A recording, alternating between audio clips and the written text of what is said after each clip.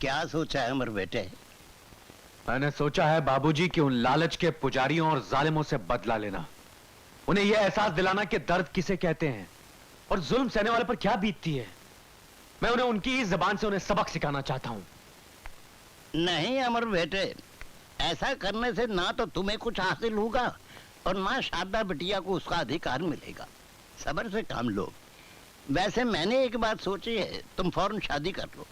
शादी? हाँ। ये कैसे हो सकता है? सब हो सकता है।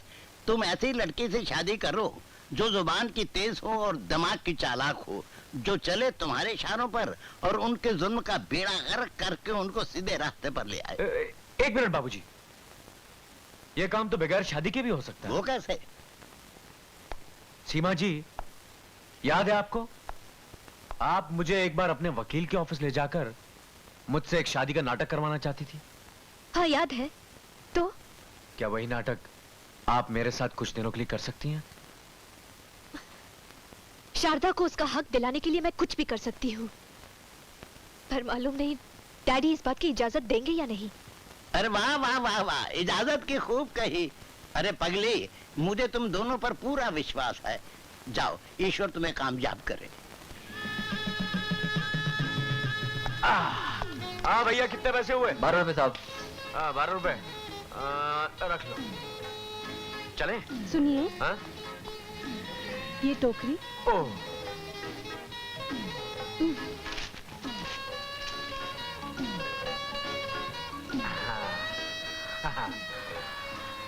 ओह, अब आप मुझे पहनाएंगी? ये पकड़िए।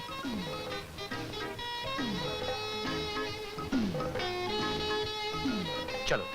सुनिए, ये टोकरी। ओह, अब चले?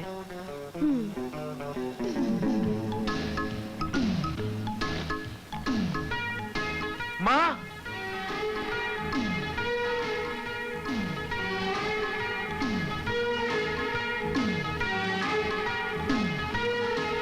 अमर, ये सब क्या है और इसका क्या मतलब? मतलब गाय माता की दूध की तरह बिल्कुल साफ है। मैं इस घर का बहू हूं, मैं इस घर का बेटा हूं, ये मेरी पत्नी है। मैं इसका धर्मपत्नी हूं, ये मेरा पति है। नहीं नहीं नहीं, मैं इसका पति हूं। नालायक, तूने वही किया जिसका मुझे डर था। मेरी उम्मीदों के सपने तोड़ के रख दिए, हमारा नुकसान कर दिया। निकल जा यहाँ से, यहाँ तेरा कोई काम नहीं। इस घर के दरवाजे तेरे लिए हमेशा हमेशा के लिए बंद हो चुके हैं। डार्लिंग प्राणनाथ। हाँ डार्लिंग नाथ के प्राण। ये बुढ़ा कौन है? बुढ़ा? ये मेरे पिताजी हैं। ओह, सो ओल्ड। चल चुप रही ओल्ड वाली। अरे अमर, तूने तो कहा था कि तू इन राक्षसों की बस्ती में नहीं रहना चाहता, फिर यहाँ क्या लेने आया है? एक बहुत कीमती चीज लेने आया हूँ। मैं तुझे एक फुटी कौड़ी तक नहीं दूंगी। कोड़ियों का शौक तो मुझे बचपन से नहीं रहा। मैं तो आप लोगों का आशीर्वाद लेने आया हूँ। डार्लिंग प्राणनाथ। यस नाथ के प्राण। ये बुढ़िया कौन है? बुढ़िया? ये तो मेरी माँ है। माँ। ओह माय गॉड, इनकी जबान तो छुरी की धार से भी ज्यादा तेज है। रसोई घर में सब्जी तरकारी क्या इनकी जबान से काटी जाती है क्या? सीमा जी। हाँ प्राणनाथ। आशीर्वाद के बारे में क्या ख्याल है? पैर तो खराब है मगर ले ही लेते हैं।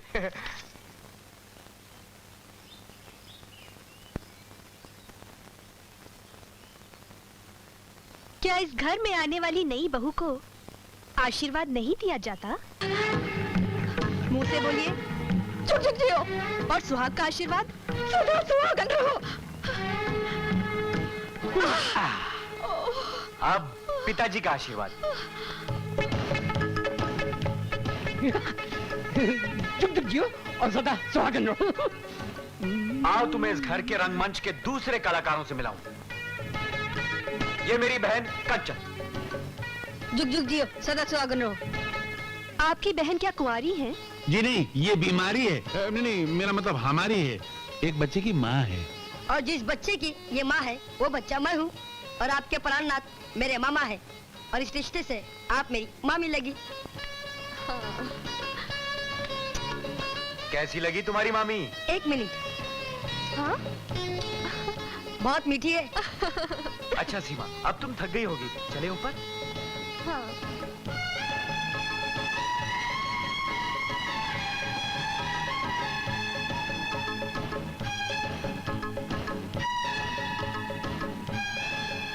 पापा हाँ? आज तो कमाल हो गया। क्या? सेब तो वैसे का वैसा रह गया, छुरी टूट गई।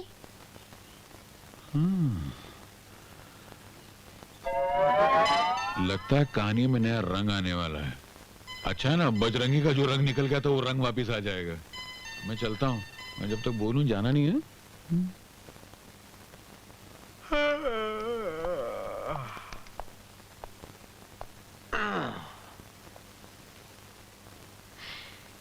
क्या है? कुछ नहीं। मैंने सोचा कुछ देर गाना गाकर आपका दिल बहलाऊं। गाना तो आप बहुत अच्छा गाते हैं, लेकिन आप ये बताइए कि आप सोएंगे कहाँ? बाथरूम में। क्या? जी, और कोई जगह भी तो नहीं। तो फिर जाइए, रात काफी हो चुकी है। जी जी।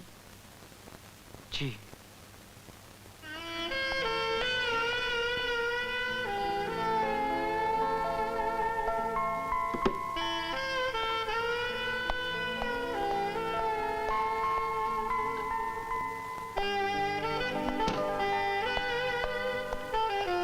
आप जरा उठेंगी? क्यों? अरे भाई उठेंगी तो बताऊंगा ना।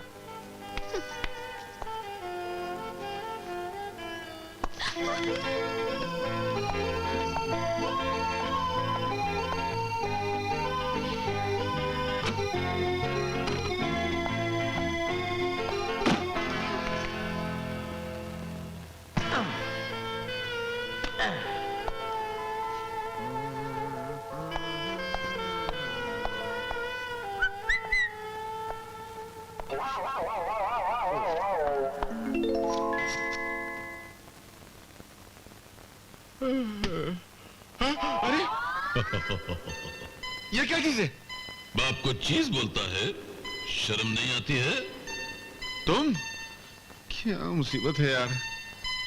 तुम यहाँ क्या कर रहे हो? मुझे तुझसे अकेले में बात करनी है। तो यहाँ काहे के लिए चले आए?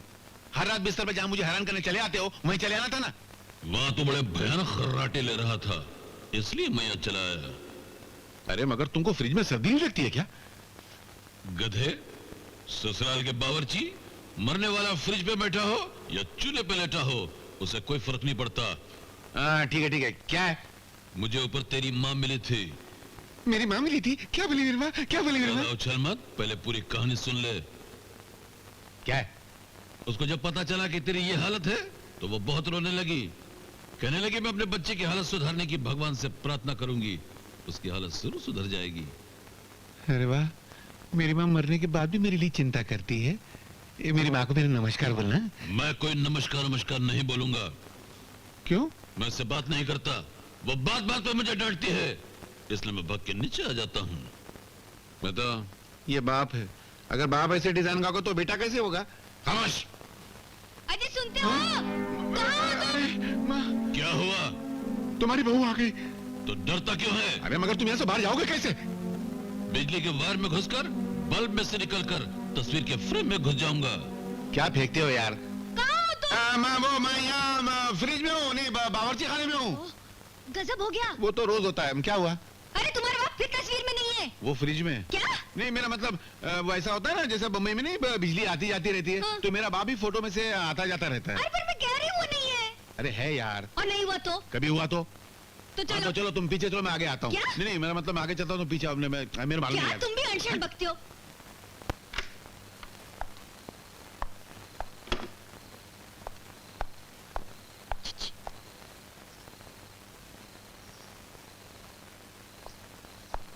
क्या है?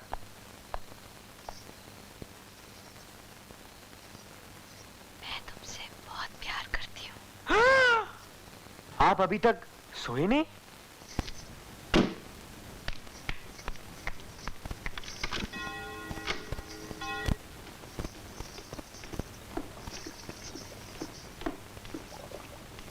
क्या हो गया है तुम्हें विजय के बापू?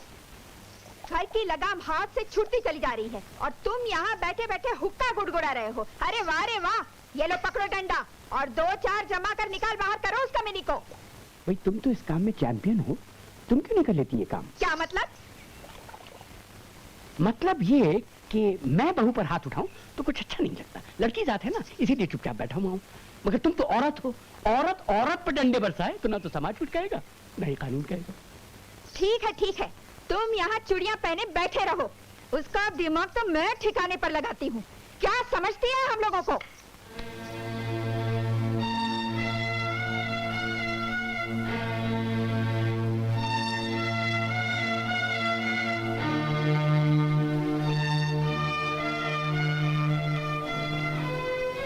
माँ जी, आप भी यही हैं और मैं भी यही हूँ।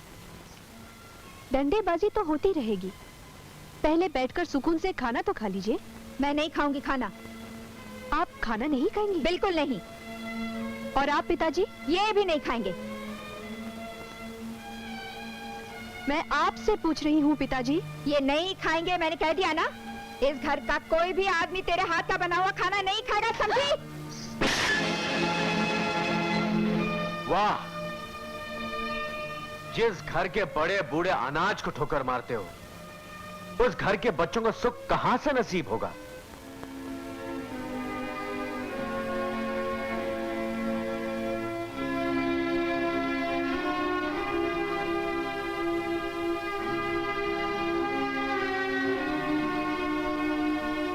मां,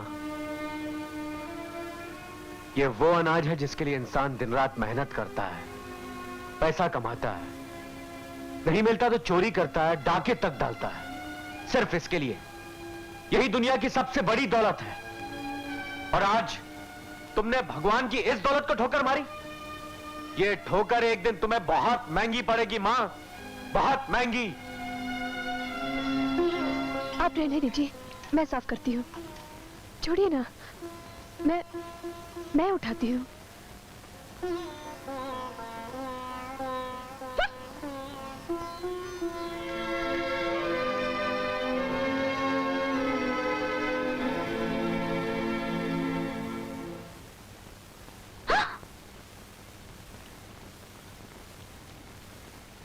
ठहरो। अरे शर्म करो, शर्म करो। मेरे बाप ने नहीं खाया, मेरी माँ ने नहीं खाया, यहाँ तक कि मैंने नहीं खाया। और तुम होके जो भूखे भिखारी की तरह गपागप खाए जा रहे हो।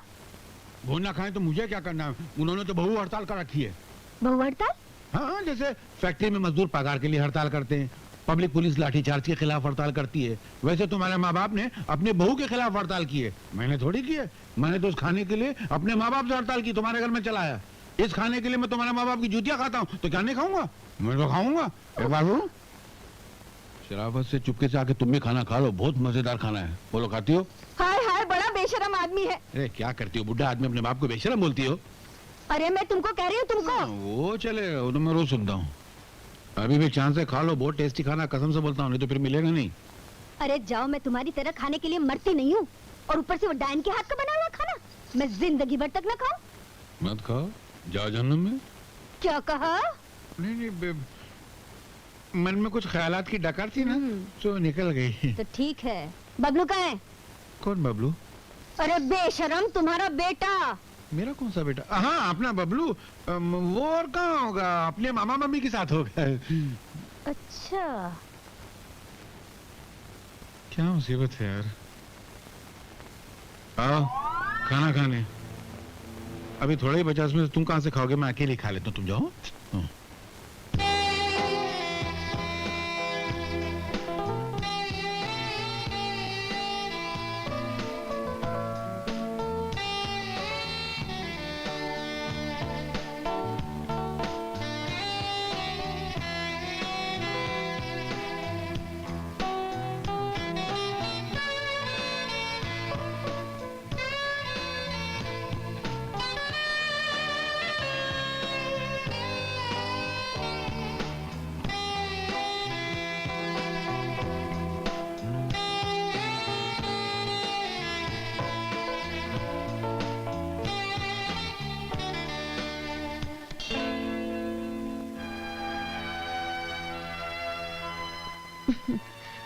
Excuse me darling.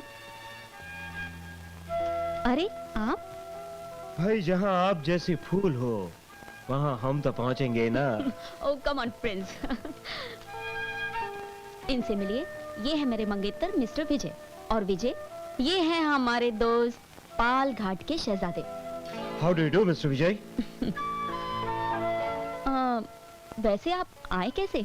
कमाल करती हो भाई, सुबह तुमने हमें फोन किया कि रात को तुम होटल पहुंच रही हो, बस तुम्हारे इंतजार में दरवाजे पे आंखें बिछाए हम बैठे रहे कि कब ये तुम्हारा हसीन चेहरा नजर आए, मगर नहीं, तुम नहीं आई, इसलिए हम खुद यहाँ चले आए जाने मन। ओह आई एम सॉरी, मैं तो बिल्कुल भूल ही गई थी। ऑब्वियसली आपने तो अपना मंगेतर ढूंढ लिया, इसलिए हमें तो भूल ही जाएंगी ना। नहीं नहीं राजकुमार जी, ऐसी कोई बात नहीं है। फिर क्या ख्याल है, चले? एक मिनट विजय डार्लिंग, मैं इनके साथ जा रही हूँ, हो सकता है मुझे आने में थोड़ी देर हो जाए, तुम खाना खाकर सो जाना। Okay bye. Mister Vijay, nice to see you, good night.